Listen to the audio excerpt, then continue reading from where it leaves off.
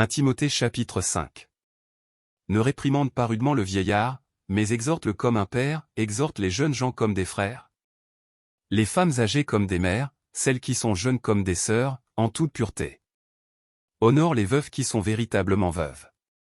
Si une veuve a des enfants ou des petits-enfants, qu'ils apprennent avant tout à exercer la piété envers leur propre famille, et à rendre à leurs parents ce qu'ils ont reçu d'eux, car cela est agréable à Dieu.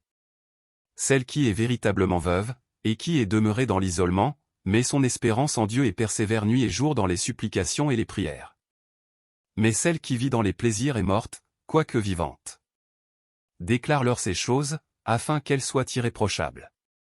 Si quelqu'un n'a pas soin des siens, et principalement de ceux de sa famille, il a renié la foi, et il est pire qu'un infidèle.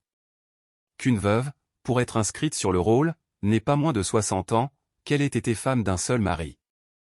Qu'elle soit recommandable par de bonnes œuvres, ayant élevé des enfants, exercé l'hospitalité, lavé les pieds des saints, secouru les malheureux, pratiqué toute espèce de bonne œuvre.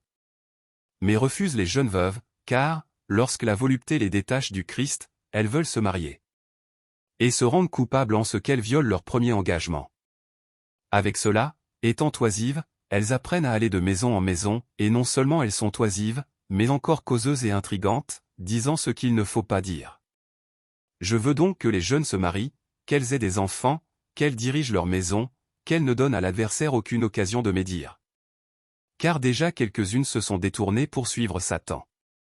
Si quelque fidèle, homme ou femme, a des veuves, qu'il les assiste, et que l'Église n'en soit point chargée, afin qu'elle puisse assister celles qui sont véritablement veuves.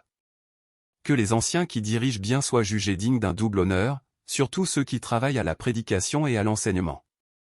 Car l'Écriture dit, tu n'en muselleras point le bœuf quand il foule le grain. Et l'ouvrier mérite son salaire.